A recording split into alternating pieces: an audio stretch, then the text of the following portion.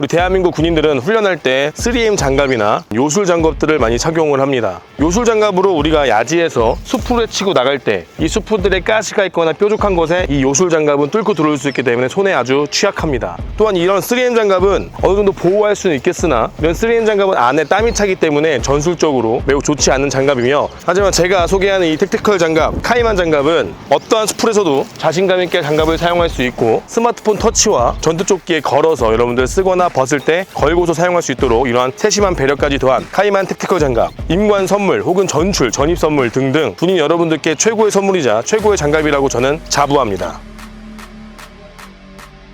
네, 안녕하십니까. 오늘 벌써 세 번째 시간입니다. 전직 군무원으로 근무하신 분께서 오늘 찾아와 주셨습니다. 반갑습니다. 네, 안녕하십니까. 군무원 전자직에서 2년간 근무를 하고 지금은 좀 더 좋은 직장으로 이직한 전직 군무원입니다. 안녕하십니까. 반갑습니다. 아, 네, 반갑습니다. 네. 그럼 오늘 오셨는데 군무원으로 하기 전에는 어떤 걸 좀 하셨나요? 군무원 이제 하기 전에는 이제 뭐 국내에서 이제 S 하면 떠오르는 기업, 대기업에서 근무를 하였고, 이제 정년 쪽에서 아무래도 연봉이나 페이는 세지만 정년 쪽에서 문제가 좀 있다고 생각을 해서 이제 공무원 쪽으로 돌리다가 이제 군무원으로 진로를 틀어서 합격을 하였고, 거기서 2년간 이제 K군대 매운맛을 보고 여기는 안 되겠다 싶어서 면직하고 지금은 이제 현재 공기업 쪽에서 근무하고 있습니다. 그러면은 군무원 하시기 전에는 그 대기업에서 근무를 얼마나 하신 거예요? 대기업에서 한 10년, 정확하면 10년 3개월 근무했습니다. 10년 3개월 정도 근무하시고. 네. 군무원 준비는 얼마나 하신 겁니까? 군무원 준비는 필요한 그 어학 자격증, 뭐 이제 그 GTELF라고 말하는 그 영어 자격증, 그리고 한국사 포함해서 한 8개월, 그거 제외하고 순수 군무원 시험만 한 6개월 정도. 반년 만에 붙으신 거네요. 네, 맞습니다. 자, 그렇게 이제 군무원으로 갔습니다. 네. 군무원을 가서 이제 어떤 일이 벌어지게 되는 겁니까? 제가 이제 들어갈 때는 뭐 국방개혁 2.0에 맞춰서 비전투 지원 분야에서 민간 인력 등을 통한 전문성 강화라고 듣고, 제가 거기 가서 저의 직렬인 전자 분야에서 업무를 맡을 줄 알았으나 실제로 가서 했을 때는 비록 그 업무도 하기는 하지만 흔히 말하는 이제 현타가 오는 작업들이 너무 많았습니다. 뭐 예를 들어서 연병장에서 이제 돌 줍기, 부대 근처 담배꽁초 줍기, 뭐 주차 라인 그리기, 뭐 그리고 뭐 그 농구장 코트 그 이제 라인 그리기, 3점슛 라인 그리기, 뭐 이런 그런 작업들을 하면서 이게 내가 생각했던 그런 전자직 군무원에 대한 업무랑은 좀 거리가 있다라고 생각을 하였고, 그거 말고도 지금 떠오르는 게 뭐 취사반, 뭐 타일 도배 작업, 그리고 뭐 또 뭐 있지? 아무튼 되게 많습니다. 그런 잡다한 업무들. 그리고 35도 한 여름철에 연병장에 있는 잡초를 뽑으러 이제 고개를 수그리고 그런 거 이제 땀을 뻘뻘 흘리면서 뽑고 그런 활동들을 하면서 이게 내가 생각했던 그런 전자직 군무원과는 좀 다르다라는 판단을 느꼈고, 그런 것 때문에도 좀 면직을 하게 된 것 같습니다. 그 전자직 군무원이 원래 하는 일이 뭔가요? 전자직 군무원은 이제 저희가 흔히 말하는 이제 04K, 05K, 뭐 야투경 이런 것들을 유지 보수하는 그런 업무를 하고 있습니다. 그러면 전자장비에 대한 유지 보수나 그 약간 야시 장비, 광학 장비, 네네, 맞습니다. 그런 쪽을 다루는 직종이 네네. 전자 직종으로 가진 거군요. 네, 뭐 방향틀부터 시작해서 광학, 방향틀, 그리고 전자는 04, 05K 야간 투시경 그런 쪽 분야를 이제 관리하고 유지 보수하는 그런 업종입니다. 뽑을 때는 필요한 자격증이나 필요한 능력이 있나요? 뽑을 때 필수 자격증은 없고요. 이제 그쪽 방면에 자격증이 있다면은 가산점이 되는 방식으로 채용을 하고 있습니다. 그러면 그쪽 방면에 자격증이나 그런 경력이 있으셨던 거예요? 저는 이제 경력은 전자 쪽 경력, 아까 말했듯이 그 기업에서 10년 정도의 전자 쪽 그 경력을 가지고 있고 제격증은 없었습니다. 근데 잠깐만 다시 돌아가서 네. 그러면 이제 S 기업에서 근무하셨잖아요. 네네. 그때 연봉이 얼마셨어요? 제가 마지막까지는 기억을 못 하는데 2020년에 제가 그만뒀었는데 2017년 원천 징수 영수증은 제가 가지고 있었는데 그때 원징을 봤을 때 17년 기준으로 8,800이 찍혀 있었습니다. 아니, 그렇게 좋은 직장을 왜 그만두신 거예요, 도대체? 제가 40에 그만뒀는데 아무래도 이제 여기는 길어봐야 10년 정도고 지금이 가장 이직하기에 딱 적기라고 생각을 해서, 이제 사실 솔직하게 말하면 대기업에서 어느 정도 벌었다, 기반을 갖춰놨다 그 생각에 이제는 꾸준히 그런 정년에 대한 걱정 없이 계속 일할 수 있는 직장이 필요하다라고 생각을 했고, 그래서 선택을 하게 되었습니다. S그룹에서 근무하실 때 그때도 야근이나 좀 워라밸이 좀 안 맞았나요? 많이 힘든가요, 거기도?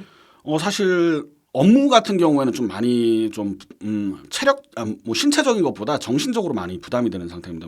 왜냐하면 이제 교대 근무를 할 경우에는 야간도 돌게 되는데 뭐 일주일 연속 야간을 하는 것도 체력적으로 부담이 되고 그 야간에 이제 제가 어느 정도 경력이 있었기 때문에 야간에 근무를 하다 보면 제가 이제 그 야간에 모든 결정권을 가지게 되는데 결정 하나로 이제 뭐 수억이 왔다 갔다 하는 그런 수천에서 수억이 왔다 갔다 하는 그런 상황도 맞이할 수 있고 그런 여러 가지 측면에서 정년과 업무 부담성 때문에 힘들었기 때문에 예, 회사를 퇴사하게 되었습니다. 좀 경감을 내려놓고 그다음에 정년을 좀 길게 볼 수 있는 네. 공무원 쪽을 바라보시다가 네네. 이제 전자직 군무원이 뽑는다길래 지원을 하셨고 네네. 그래서 좀 비교적 어렵지 않게 한 반년 정도 예, 맞습니다. 준비하셔서 물론 피나는 공부를 했지만요. 네네, 맞습니다. 그래서 합격을 하셨습니다. 네. 그래서 군무원 몇 급으로 들어가신 거예요? 저 9급으로 들어갔습니다. 그럼 연봉이 8천이셨잖아요. 더 되셨을 거 아니에요? 9천 좀 미만이셨을 거 아니에요? 아마 2020년 그 퇴사하기 전에는 아마도 9천은 넘었지 않았을까라고 생각을 합니다. 예.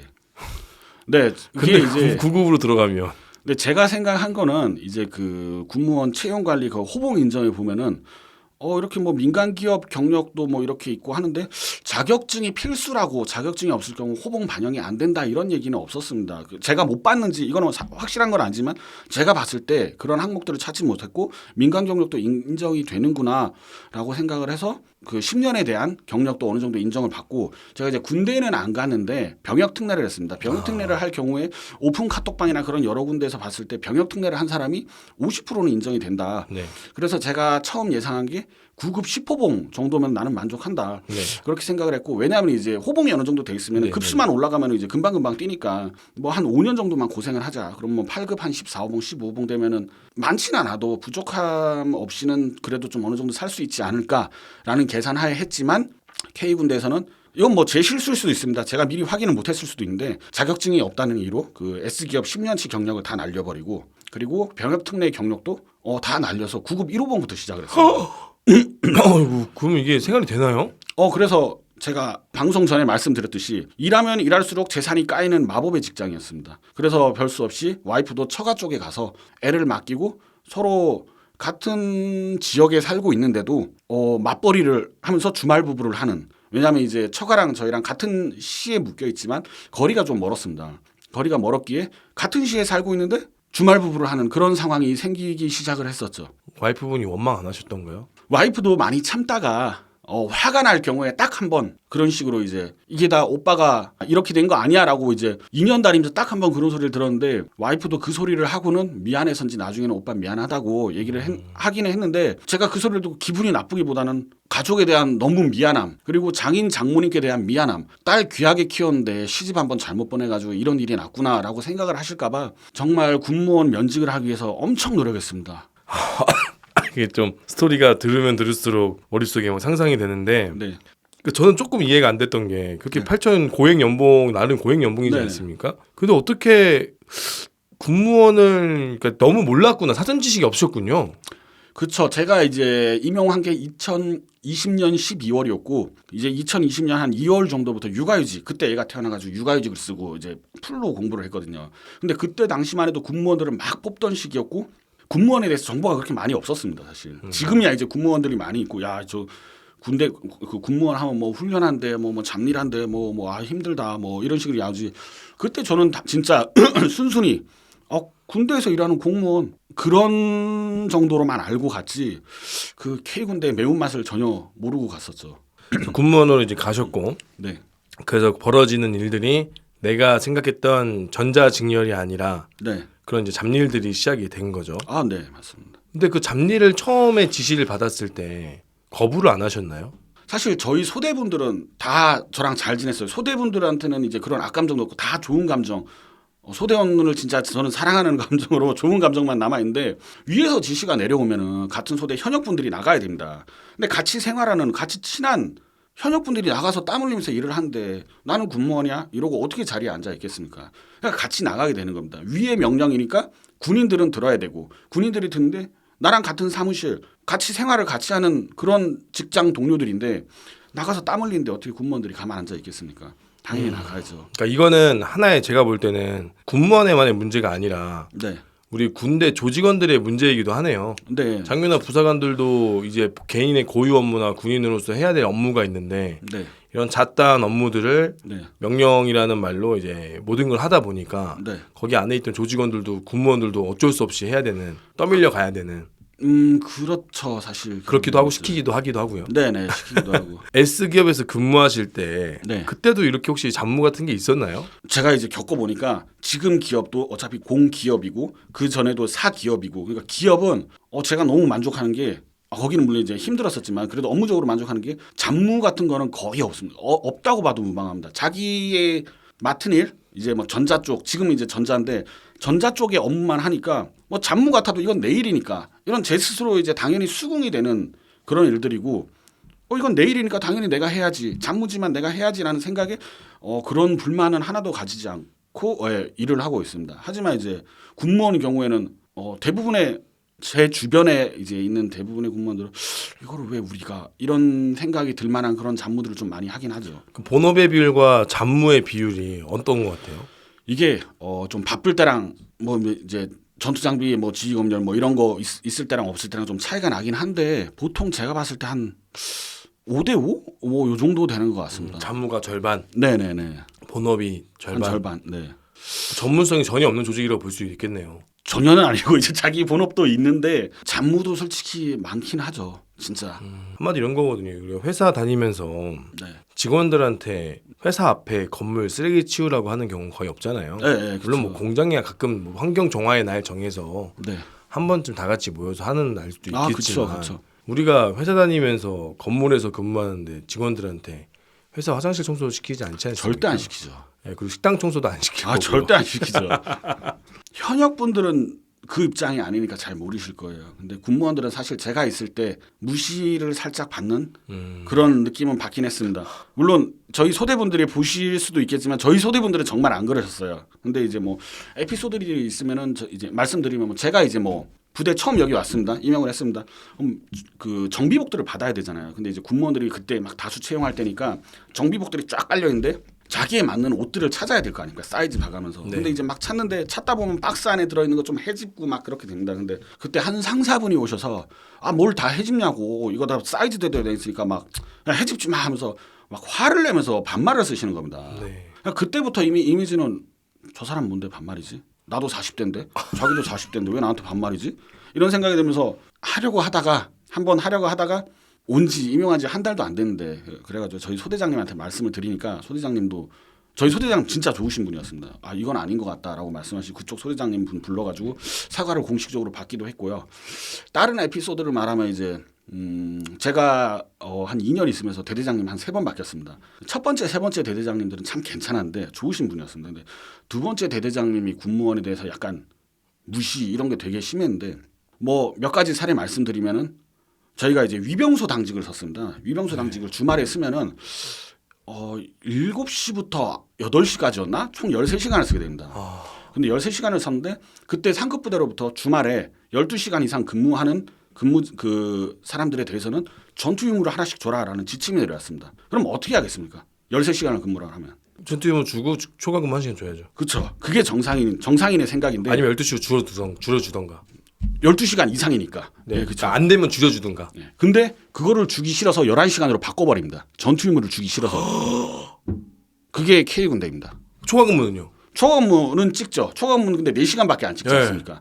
그러니까 11시간이니까 7시간은 무료 봉사 시간입니다. 이게 그러니까 처음부터 11시간이었으면은 우리 12시간 안 됐네. 아깝다. 이렇게 생각할 수도 있는데 13시간씩 근무를 하다가 그 지침이 떨어지자마자 11시간으로 줄여버리는 거는, 와, 이거는 제가 봤을 때 군무원을 어떻게 보고 있냐라는 그런 눈높이를 저희가 알 수 있었다라고 생각을 하고. 군무원이 아니라 조직원에 대한 그런 거 아닐까요? 군무원뿐만 아니라 모든 사람한테? 그거는 그냥 그 사람의 그 가치가 어떠한 이해가 안 되네요. 저도 이해가 안 됩니다. 그래서 이거를 제가 이제 말씀을 드렸고 중대장님한테 보고를 드렸고, 이제 중대장님이랑 이제 뭐 대대장님이랑 군무원이랑 이렇게 만난 자리에서 이제 그걸 다시 한번 얘기하니까 선심 쓰듯이 한 2-3달 정도 지났을 겁니다. 소탐 대실하지 않겠다 이러시더니 이제 하는데, 다시 13시간으로 다시 변경하고 12시간도 아니고 다시 13시간 변경을 하고 전투 유무를 하루 주는데, 그것도 억울한 게 사실 13시간이잖아요. 그럼 8시간 전투 유무 하루 플러스 4시간 초과 수당을 줘야죠. 맞잖아요. 근데 초과 수당은 안 주더라고요. 그냥. 졸련한 거죠. 우리 군대 근데 그런 면에서 그때 깜짝 놀랐죠. 진짜 13시간 근무를 하고 있다가 그 지침 떨어졌다고 11시간으로 바꾸려는 거는 S기업에서는 있을 수 있는 일입니까? S기업은 철저하죠. 노동부 그러니까 한 만큼 준다. 그거죠. 한 만큼 준다. 그럼 지금 다니시는 기업은 어떤 말입니까? 지금은 잔업을 안 합니다. 만약에 그런 일이 있다면 그런 일이 있다면은 그런 생각까지는 안 해봤네요. 지금 직장은 너무 만족하고 다녀가지고. 이게 네. 제가 들어보니까 이런 생각도 들어요. 우리 군대가 네. 그렇게 이렇게 생각하시는 게 맞거든요. 이게 네. 정답이잖아요. 정답이 아니라 당연한 거잖아요. 네네. 우리가 대단한 걸 달라는 것도 아니고 일한 거에 대해서 당연히 보상받는 건 당연한 거잖아요. 그렇죠. 그리고 군무원분들은 사회생활 하다 오신 분들이 대부분이고 네. 그런데 이제 군대는 제가 볼 때는 20대의 어린 나이에 군에 와서 아무것도 모르고 경험도 없는 사람들이 군에 와서 오랜 기간 경력을 쌓고 올라가다 보니까 이게 당연하다는 거를 군인으로서는 당연히 그렇게 할 수 있는 거지 군인이 라는 그 말 한마디로 정상적인 생각을 비정상으로 바라보는 그러니까 애꾸는 마을에서는 두 눈 가진 사람이 이상한 것처럼 그런 거의 형식이 아닐까. 네. 그 오랫동안 눌러왔던 그 군스라이트라고 부르는 네네. 그래가지고 제가 그런 개혁 같은 바람을 말이 안 되는 거다 잘못된 거다라고 계속 얘기하고 있는 거거든요. 근데 이제서야 조금 젊은 사람들은 깨우치는 것 같고 그러니까 이제 만약에 민간 기업이면은 네. 내 동료가 그런 걸 당하면 네. 잘못된 걸 알고 나도 당할 수 있기 때문에 그 목소리를 내거든요. 네네. 그리고 서로 얻으려고 하잖아요. 사회는. 네네. 사회는 야 왜 그게 너 출장비 왜 안 받아? 당연히 받아야지 하고 동료들이 나서서 받아주는 그런 시스템이고 안 받은 게 잘못됐다라고 얘기할 수 있는 잘못됐죠. 그 시스템인데 이제 오히려 저는 회사 분들 밖에 분들은 그렇더라고요. 자기 돈 쓰려고 그러면 오히려 야 그거 왜 네 돈 써? 그 당연한 거죠. 그러니까 그런 분위기가 돼 있어요. 네. 야 그거 왜 네 돈을 써? 네. 야 그거 신청해야지. 아 귀찮아. 하면서 야 내가 해줄게. 왜 네 돈을 써? 이런 분위기. 심지어 가까운 거리를 갈 때 택시를 부를 때도 택시비도 다 나오더라고요. 뭐 회사들은. 야간이나 뭐 이럴 경우 택시비를 주는 회사도 있습니다. 네, 뭐 영수증 떼서 네, 하면 맞습니다. 된다고 바로 준다고. 네. 그것도 불과 한 7, 8년 전에도 그랬거든요, 회사들은. 네. 근데 우리 군대는 아직도 이제 그런 자기 문화가 돈을 쓰는 그런 것들이 당연시되는 게 있죠. 자기 돈과 자기 시간. 그렇죠. 그리고 뭐 훈련 같은 상황이 걸리면 저희 이제 그 편의대 소속이 돼가지고 이제 뭐 주변 공공 그런 시설물을 이제 가서 뭐 거수자가 있는지 이런 것들을 확인을 하게 되는데 어느 날 이제 편의대 이제 출동을 하게 됐고 그때마다 솔직히 한두 번 정도는 제가 인근 공용 주차장에 내고 제 돈을 내고 했는데 이건 아니다 싶더라고요. 사실 면직한 사유 중에 가장 큰 이유가 월급인데 170 받아가지고 주차비도 나가는 거 너무 아까운 거예요. 뭐 거의 뭐 아니 거기다가 주차하면 주차비 당연히 얘기 안 하셨어요?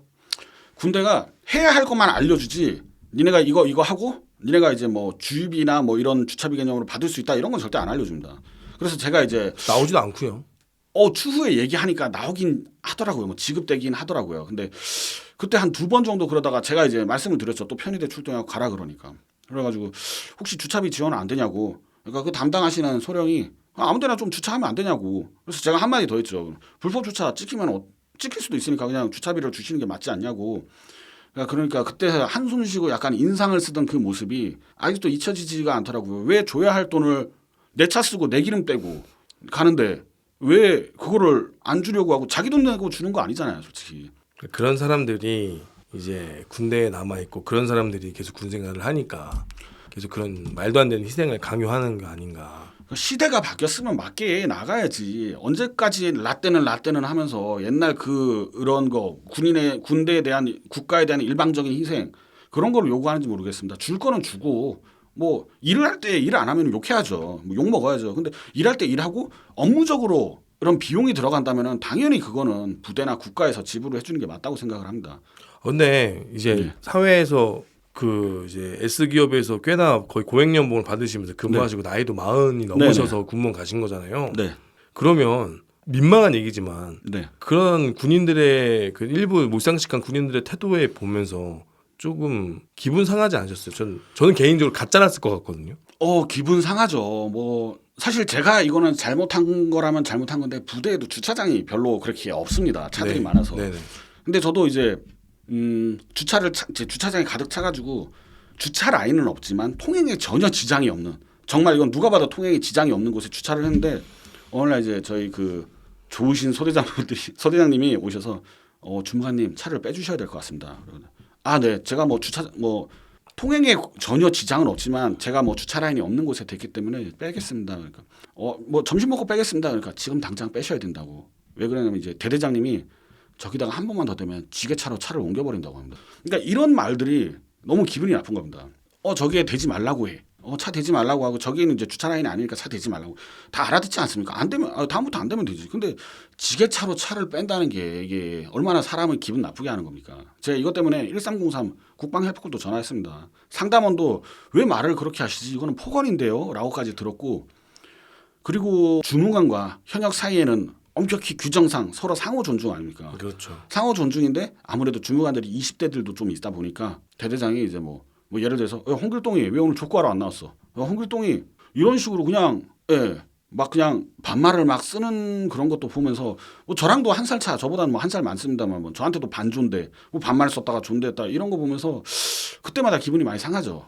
그렇게 규정 자기 필요할 때는 규정 강조하면서 왜 사람을 대할 때는 그렇게 반말을 쓰고 그렇게 하는지 진짜 그때마다 이게 역시 장교, 부사관, 병, 그다음에 을은 군무원, 병 밑에 을 그런 생각을 많이 가집니다. 그래서 제가 지금 말씀드리는 것들에 대해서 이제 군무원 분들이 나는 되게 만족하고 있는데 잘 다니는데 저 사람 나와서 욕하나 이런 시선으로 안 바라봐 주셨으면 좋겠고 군무원의 처우가 저랑 친한 군무원들도 다 지금 고통 속에서 일하고 있습니다. 힘들어하면서 그분들 다 잘 되었으면 좀 더 군무원이라는 직업이 나쁜 직업은 아니지 않습니까? 뭐 국방을 지키는데 한 축이 된다는 점 그런 자긍심을 가지고 있는 직업이긴 하지만 그에 대해서 처우가 너무 안 따라주기 때문에 제가 이게 너무 가슴이 아파가지고 이런 말씀을 드리는 거니까 혹시라도 잘 만족하고 계시는 분들도 기분이 상하거나 그러지 않게 들으셨으면 좀 감사할 것 같습니다.